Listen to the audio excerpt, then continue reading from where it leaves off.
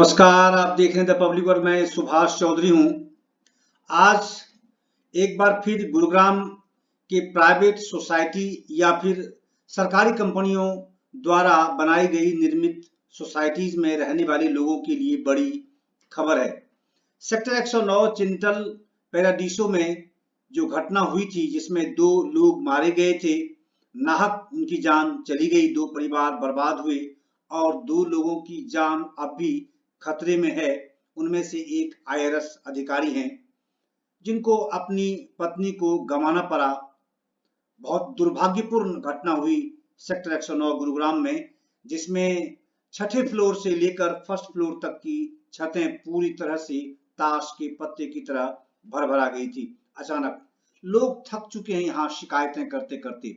न तो town and country planning इसको संज्ञान लिया, न डिस्ट्रिक्ट एडमिनिस्ट्रेशन ने इस पर तवज्जो दी और न ही जो रेरा यहाँ बनाए गए हैं, इसी तरह के जो स्टेट्स मैनेजमेंट है यानी जो बिल्डर्स हैं उस पर नकेल कसने के लिए रेरा का गठन किया गया था, मगर वो भी ढाक के 3 पात की तरह है। दोस्तों, मैं हमेशा इस बात को कहता हूं कि town and country planning whole and sole responsibility उसकी बनती है इन चीजों के प्रति। अगर कहीं घटना किसी सोसाइटी में गुणवत्तापूर्ण अगर मटेरियल का उपयोग नहीं किया जाता है, सही तरीके से सही स्पेसिफिकेशन के आधार पर अगर प्राइवेट सोसाइटीज का मल्टी स्टोरी बिल्डिंग का हाई राइज बिल्डिंग्स का निर्माण अगर नहीं होता है, तो इसके लिए अगर कोई जिम्मेदार है, अगर एक कोई जिम्मेदार है तो वो पूरी तरह डीजीपी जिम्मेदार है, यानी टाउन एंड कंट्री प्लानिंग के अधिकारी जिम्मेदार हैं। चाहे वो गुरुग्राम में हो, चाहे फरीदाबाद में हो, करनाल में हो, भिवानी में हो, हिसार में हो, अंबाला में हो, कहीं भी हो। तो ये सेक्टर 109 चिंतल पैराडीसो में जो घटना हुई है, उस घटना ने एक तरह से अब हरियाणा के तंत्र को नीचे से ऊपर तक हिलाकर रख दिया है। और वास्तव में अब जो कार्रवाई हो रही है, जो सूचना मैं आपको अब देने जा रहा हूं, जो आज बिल्कुल आज की ये ब्रेकिंग न्यूज है, खासकर सोसाइटी में रहने वाले लोगों के लिए, क्योंकि सोसाइटी में रहने वाले लोग आज इतना चिंतित है अपने जीवन के प्रति कि वो चैन से वापस जब घर आते हैं रात में, तो पूरी रात वो अब जगकर बिताते हैं।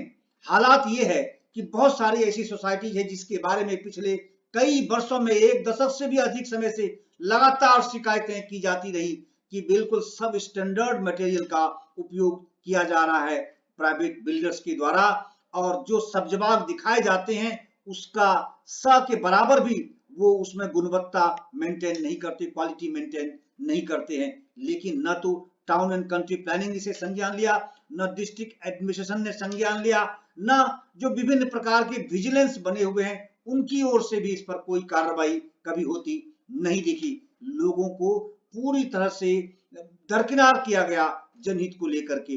तो जो सेक्टर 109 में एक घटना हुई थी, 6 फ्लोर से लेकर फर्स्ट फ्लोर तक जो घटा, उसके बाद से अब टाउन एंड कंट्री प्लानिंग में जो नीचे से लेकर जिला से लेकर ऊपर तक के जो अधिकारी हैं, जिनका स्टेप बना रहता है कमीशन खोरी के लिए, पैसे का करोड़ों का वारा न्यारा, अरबों का वारा न्यारा होता है। अगर आप किसी अधिकारी पर हाथ रखेंगे, शायद ही टाउन एंड कंट्री प्लानिंग में अगर उसने 2 साल 3 साल भी अगर गुजार दिया तो समझ लीजिए वह अरबपति अधिकारी है। मैं दावे के साथ ये कह सकता हूं, कोई भी इंडिपेंडेंट इंक्वायरी अगर कराई जाएगी तो उसमें से आपको पता चलेगा कि ये अधिकारी अरबपति है। उनके यहाँ नोटों की बोरियां आपको जमीन के नीचे दबी हुई मिलेंगी, जैसे मध्य प्रदेश, कर्नाटक और दूसरे राज्यों में मिलते हैं। यहाँ क्योंकि यहाँ कार्रवाई कभी नहीं होती, बड़े लोगों के से तार उन अधिकारियों के ऐसे जुड़े होते हैं, उनके खिलाफ कार्रवाई नहीं होती है।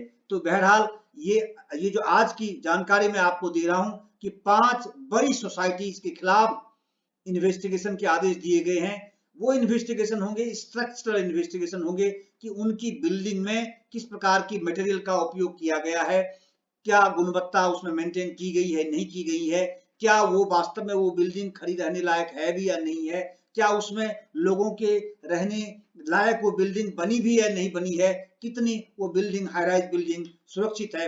5 बड़े नाम है, मैं आगे आपको बताऊंगा कि अब तक कोई तवज्जो नहीं दी गई। सैकड़ों शिकायतें होगी, सैकड़ों की संख्या में शिकायतें हैं, लेकिन बिल्डरों के खिलाफ कार्रवाई नहीं हो सकती। आम आदमी के खिलाफ तत्काल कार्रवाई होगी। आपने अगर एक ईंट अगर अवैध निर्माण के नाम पर आपके यहाँ पीला पंजा सुबह ही आ जाएगा। आपको सैटरडे और संडे को बिल्कुल ऐसी गिरफ्त में ले लेगा। जानबूझकर टाउन एंड कंट्री प्लानिंग हमेशा आम आदमी के खिलाफ उसके मकान गिराने के लिए, अगर आपने कोई 50 गज का, 100 गज का, 200 गज का प्लॉट ले लिया किसी ऐसी जगह पर जो कि सरकार ने अभी नोटिफाई नहीं कर रखा है, उस इलाके को उसको रेगुलराइज नहीं किया है, आपकी रजिस्ट्री नहीं होगी, आपका नक्शा पास नहीं होगा, आपको लोन नहीं मिलेगा।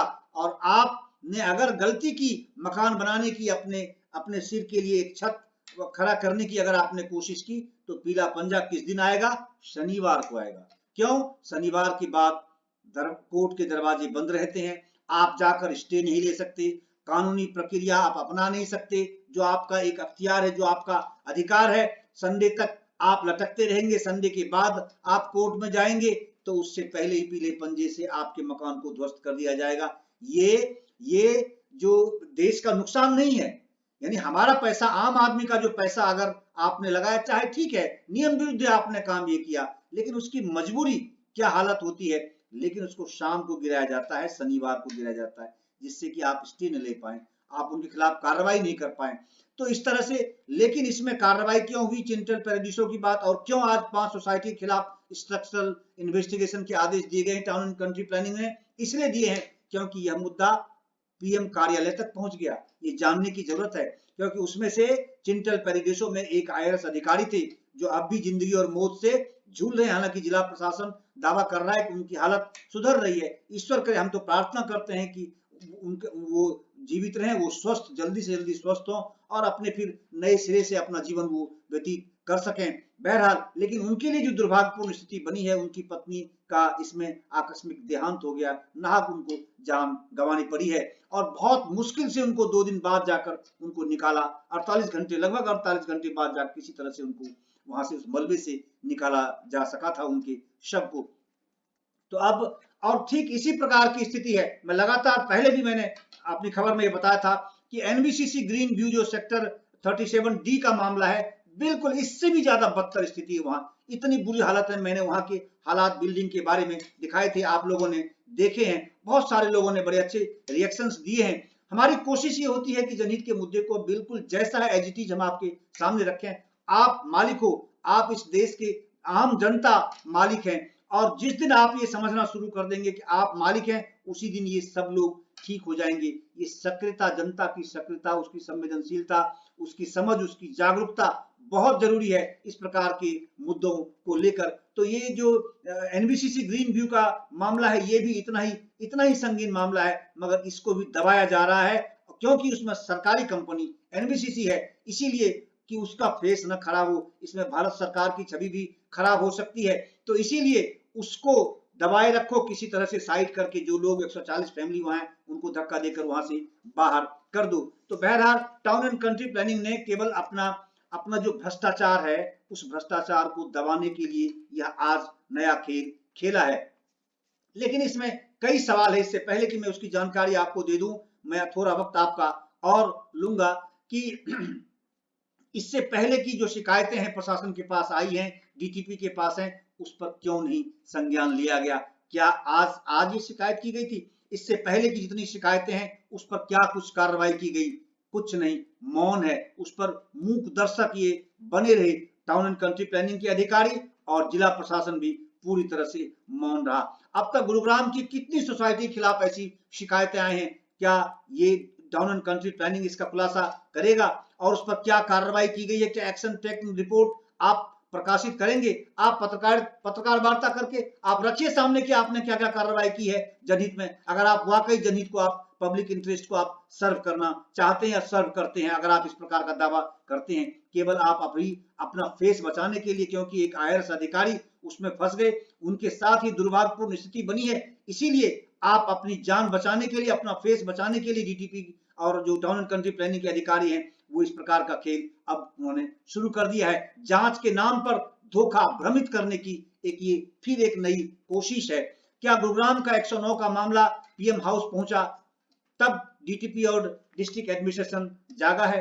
जब लाइसेंस देते हैं मेरा सवाल सुनिए, मेरा सवाल अगर गलत हूं तो आप कमेंट करिए कि मैंने गलत ये सवाल खड़ा किया है और ये तथ्यात्मक गलती है मेरी। आप सवाल खड़ा करिए कि जब लाइसेंस देते हैं, town and country planning licence देता है किसी बिल्डर को, और जब लाइसेंस देते हैं बिल्डर्स को तो निर्माण के दौरान, क्योंकि एक दिन में 2 दिन में जो ये टाइम फ्रेम तय करते हैं, कोई भी बिल्डर टाइम फ्रेम के तहत किसी भी अलॉटी को ये जो फ्लैट्स हैं वो मुहैया नहीं कराते हैं, आवंटित नहीं करते हैं, उन्हें पोजीशन नहीं देते हैं। गुरुग्राम में तो ऐसा कोई इतिहास नहीं किसी बिल्डर का कि किसी ने कभी जो समय फोरकास्ट किया हो, पहले जो दावा किया हो और उसके अनुसार उन्होंने उसको वो फ्लैट्स मुहैया करा दिए हो, आवंटित करा दिए हो। तो जब लाइसेंस दिए जाते हैं इतने 4 साल 5 साल 6 साल 7 साल 8 साल तक 10 साल तक लटकाए रखा पैसा लेकर के, और उसमें वो कंस्ट्रक्शन करते रहे, तब डीटीपी कहाँ गया? तब डीटीपी के अधिकारी या टाउन एंड कंट्री प्लानिंग के जो अधिकारी, जो संबंधित अधिकारी हैं, जो नक्शा पास करते हैं, क्यों नहीं उस नक्शे को लेकर के उस सोसाइटी के यहाँ दौरा करते हैं और स्टेप वाइज वो देखते क्यों नहीं है कि किस प्रकार के मटेरियल का उपयोग किया जा रहा है, क्या स्पेसिफिकेशन के अनुसार वहां कंस्ट्रक्शन हो भी रहा है या नहीं हो रहा है। अगर आप उसी समय चेक एंड बैलेंस करेंगे तो आज ये हालात नहीं बनेंगे, जो लोगों की जान गई और जो एनबीसीसी ग्रीन व्यू में 140 फैमिलीज जिस तरह से मौत और जिंदगी से जूझ रहे हैं, बिल्कुल तनावग्रस्त जीवन जी रहे हैं, उनकी नींद उड़ी हुई है, किस तरीके से वो उनके साथ ये परिस्थिति पैदा नहीं होती अगर टाउन एंड कंट्री प्लानिंग के अधिकारी जेई से लेकर डीटीपी और अपर लेवल के अधिकारी तक अगर सक्रिय रहते और संवेदनशील रहते। सबसे बड़ी बात है कि संवेदनहीनता इतनी तीव्रता से घर कर गई है इन लोगों में कि इनको पैसे के अलावा कुछ नहीं दिखता। लोगों की जान चली जाए, उनके महल केवल खड़े होने चाहिए। तो निर्माण के दौरान क्यों नहीं चेक किया जाता है, क्यों नहीं इस पर नजर रखी जाती है, और कौन सी सामग्री गुणवत्ता मेंटेन की जाती नहीं जाती, कितनी सामग्री जो क्वालिटी क्वांटिटी जो मिक्स करते हैं सारी चीजें, वो किस प्रकार से, क्या वाकई उसका परसेंटेज मेंटेन किया जाता है कि नहीं किया जाता है, क्या ये जिम्मेदारी डीटीपी की नहीं बनती है, क्या ये जिम्मेदारी जेई की, एसडीओ की या एक्शन की, जो लोग उसमें उसके लिए जिम्मेदार हैं, जिन्होंने नक्शा पास करके दिया है, जिसकी जिम्मेदारी है उसको मॉनिटर करना डे टू डे या स्टेप वाइज, क्यों नहीं स्टेप वाइज मॉनिटरिंग की, और अगर की तो फिर ये हालात क्यों बने, क्यों 109 में इस प्रकार की घटना हो गई, जो 6 के 6 छत एक बार एक साथ इस तरह से गिरते हैं जैसे ताश के पत्ते भी नहीं गिर सकते इस तरीके से, वो उसको भी समय लगेगा किसी तरह से गिरने में, गलने में। अगर पानी अगर आप डालेंगे कागज पर भी, तब भी कागज का टुकड़ा भी इस तरीके से नहीं ढहता कभी भी, जिस तरह से ये छत ढहे हैं और लोगों की जान उसमें चली गई है। भवन निर्माण के बाद कंप्लीशन सर्टिफिकेट दिया जाता है दोस्तों, या जिसे आप ऑक्यूपेशन सर्टिफिकेट कहते हैं। आप लोग इस बात को परिचित भी बहुत सारे लोग होंगे जो खुद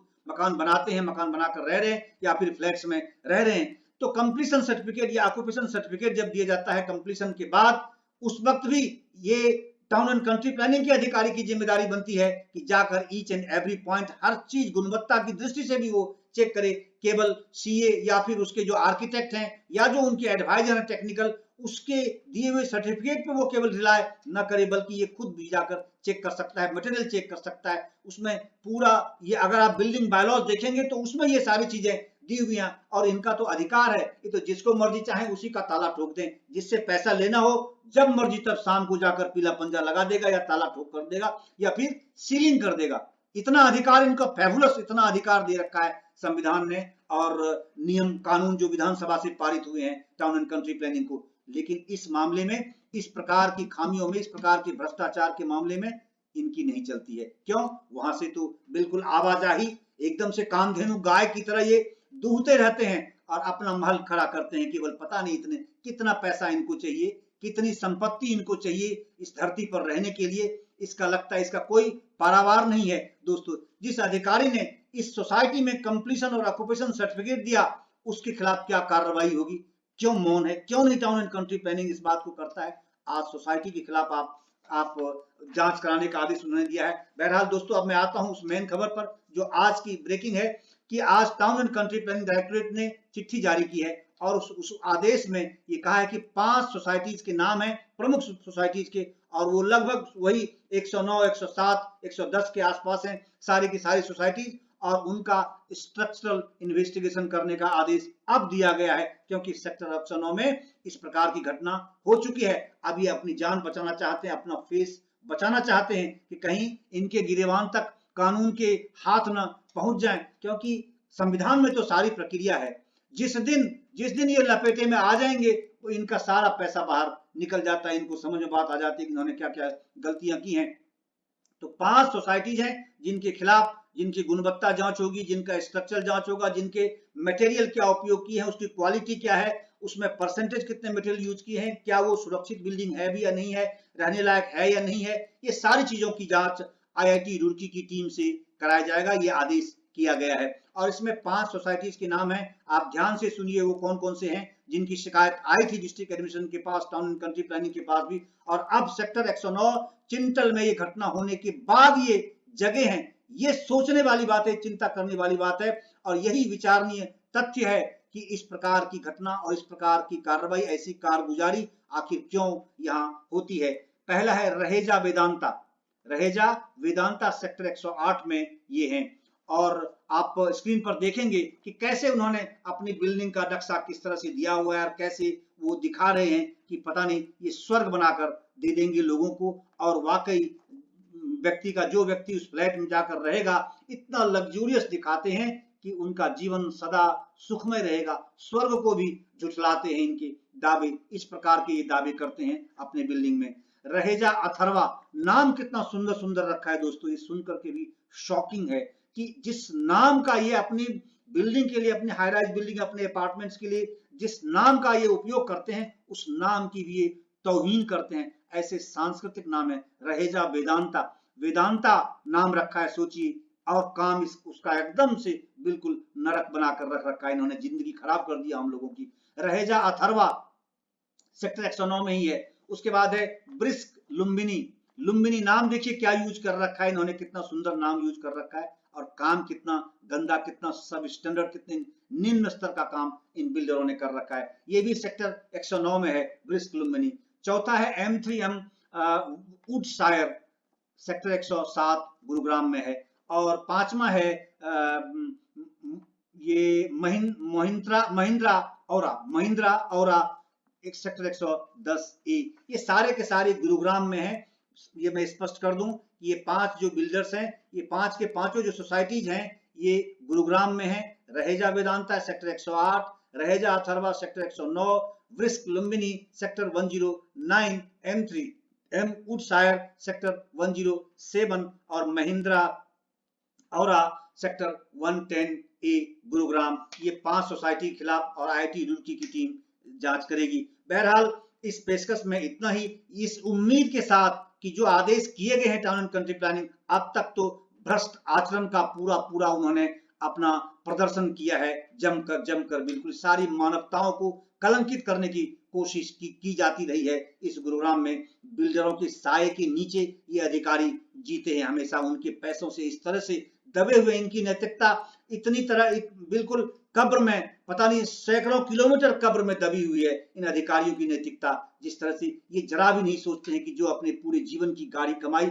अपने पूरे जीवन की कमाई उसमें लगा देते हैं एक फ्लैट खरीदने में, अपने लिए एक मकान खरीदने में, और वह आदमी वहां जाकर सुरक्षित नहीं होता है, अपनी जिंदगी बर्बाद कर देता है, नाहक उसको अपने जान से हाथ धोना पड़ता है, लेकिन इनको कोई चिंता नहीं होती है। बहरहाल हम ये उम्मीद कर सकते हैं कि अगर आपने एक पॉजिटिव संकेत आपने दिया है, पॉजिटिव स्टेप उठाया है, तो जो आएगी रुड़की की टीम, उसे मैनिपुलेट नहीं किया जाएगा, सही तरीके से उन्हें जांच करने दी जाएगी, और उनकी जो फाइंडिंग आएगी, जो सजेशंस उनके आएंगे, जो एक्शन के लिए जो वो सुझाव देंगे, उस पर अक्षरशः अमल करेगा town and country planning Haryana या फिर डिस्ट्रिक्ट एडमिनिस्ट्रेशन। मुझे लगता है डिस्ट्रिक्ट एडमिनिस्ट्रेशन को इसमें बहुत विजिलेंट होने की जरूरत है, क्योंकि हालांकि बहुत ज्यादा हस्तक्षेप इनका टाउन एंड कंट्री प्लानिंग में नहीं होता है, लेकिन क्योंकि अल्टीमेटली डिस्ट्रिक्ट के मालिक डिस्ट्रिक्ट एडमिनिस्ट्रेटर होते हैं, DC होते हैं, इसलिए उनको तो विजिलेंट रहना ही पड़ेगा।